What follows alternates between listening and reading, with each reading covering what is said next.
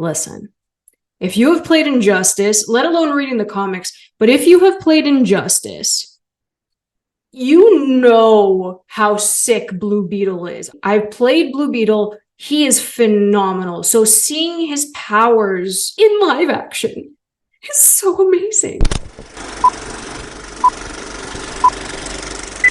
Hey guys, welcome back to Candid Cinema. I'm Amanda, otherwise known as AMX NDA Reviews on Twitter, Instagram, and Letterboxd.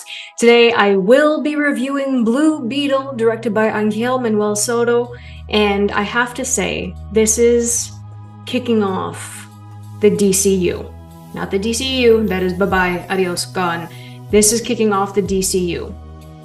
No one really knows that it's kicking off the DCU of the general audience, which is actually hilarious to me.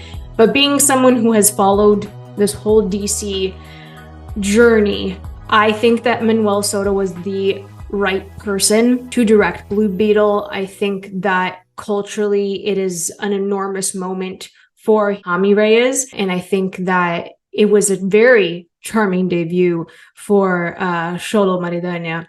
I loved him so much. I think he was perfectly cast. Xolo was like next level, and I just love seeing Blue Beetle on the big screen. I think that the story beats are going to be very similar no matter what comic book film we watch, no matter which origin story we see. I think that it comes down to character dynamics and the personality of these characters and how they are presented to us on the screen. So I think that the Reyes family is the most powerful aspect of Blue Beetle.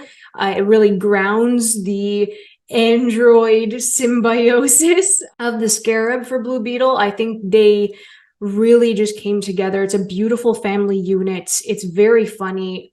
George Lopez is absolutely hilarious in this. And if it wasn't for just the very natural back and forth between the family, you know, basically just showing how much they love each other and care for each other, and showing that the power of family, showing that love is power, I think that this would have been a less enjoyable film. So again, we're coming to a turning point in comic book films. I know that DC and Warner Brothers, they're kind of like, they're rebooting it. They're starting from scratch. This film isn't perfect. But it has so much flair and so much style, and that's kudos to Manuel Soto.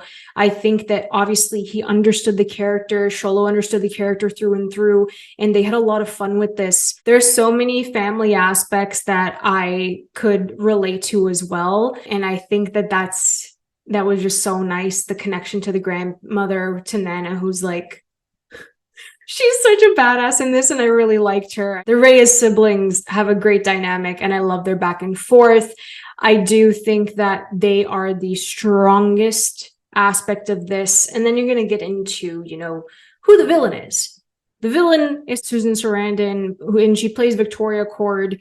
So Cord Industries runs similar to what Stark Industries was before Tony switched it up on everybody. Cord was supposed to be a very good company, not creating weapons of mass destruction, because Jenny Cord, who is played by Bruna Marquezine, is the daughter of Ted Cord, who we find out is the original Blue Beetle, and he used the Scarab, which obviously didn't choose him, but he kind of adapted his powers and made his own tech and all of that.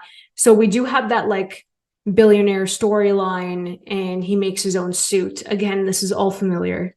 All of it's familiar, but I'm really happy that they didn't use Ted Cord, because there's so much that you can do with the character now in the way that the story unfolds. But Cord Industries obviously fell into the hands of someone who doesn't know what to do with it, and obviously they're going to create weapons of mass destruction, and that's the storyline here. That's the villain of Victoria. So Victoria and Jenny are at odds, and Jenny kind of loses herself in all of this, and you know, her dad isn't there anymore. She had lost her mother, so she's on her own, and she has Victoria, who has the company, which is terrible, and she's trying to erase her father's legacy. So we have that at play here. I think that Jenny was a great character. I don't think that she was cast aside. She was very useful. I love Bruna and Xolo's chemistry. I thought they were really strong together. I love seeing them on screen as well. So you have the similar story beats as we are used to. That is what made this film hard to watch at times, because they incorporated the villain quite a bit, where I wanted more of the family aspect. I wanted to see more of the Blue Beetle suit. Listen, if you have played Injustice, let alone reading the comics, but if you have played Injustice, you know how sick Blue Beetle is. I've played Blue Beetle. He is phenomenal. So seeing his powers in live action is so amazing. And I think they nailed the suit. I don't think that the CGI was that bad for him. It's wonky at times because they really put everything that they had into this suit, and it looks so good. It looks so high tech. It looks next level. And I think that they utilized his power set extremely well. They didn't like slowly get there.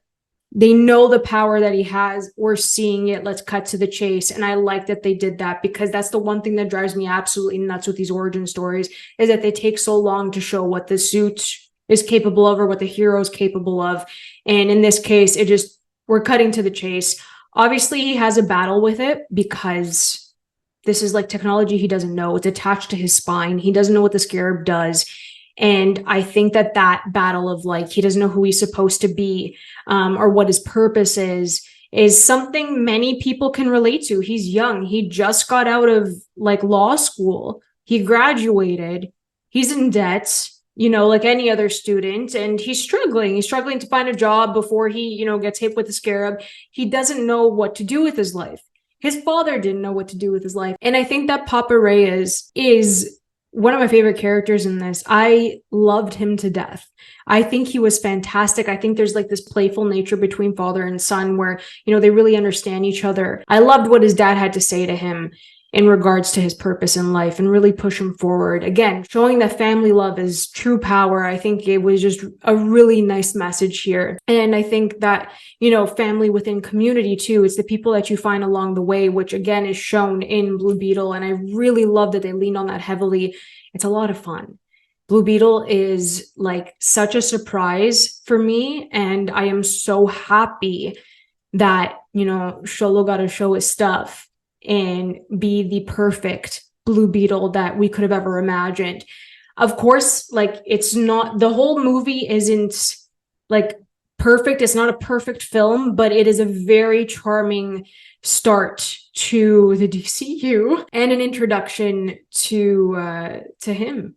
Right, to Jaime Reyes. I think that it's wonderful to see him out there, and such an underappreciated character. I mean, his power set's insane. So I really loved him. The third act, again, like any other CBM, I've said this before, is just really long. Felt like they really stretched the story, and it felt like they really stretched that ending, because it felt like they were fighting for an eternity, and that could have been cut down a bit. I'm sitting at like a 3.5, maybe a 4. I really had fun with this, but it dragged. And I think that they could have tightened it up a bit more. I think that they could have shown off his powers a bit more. There are 2 post-credit scenes. The first post-credit scene is worth it. The second post-credit scene is not worth it. But if you want to stay for it, stay for it. I love this family. For me, it's like the first family of the DCU, and that's great. I want to see more of them. This is such a good stepping stone for Blue Beetle. I'm really excited to see him in the future. And like I said, it's 3.5, 4 out of 5 for me. I'm really up there with this. It's way better than The Flash. And I had made a list on Twitter earlier, and I completely forgot the Shazam! Fury of the Gods came out, so you can tell where this list is going. Blue Beetle is the best DC film probably since The Suicide Squad, and I didn't even like The Suicide Squad that much. So that's saying a lot. That's where I'm sitting with it. I really advise everyone to go watch it. This is very promising for the DCU, and Blue Beetle's awesome, guys. Give Xolo his flowers, because he's so good. So if you guys enjoyed this video, please like and subscribe. Let me know in the comments below if you enjoy Blue Beetle. You guys can always follow me over at AMXNDA Reviews on Twitter, Instagram, and Letterboxd. And if you guys want to help me grow this wonderful channel, you can find out ways to do that in the bio below. I'll catch you guys next time. Keep watching movies.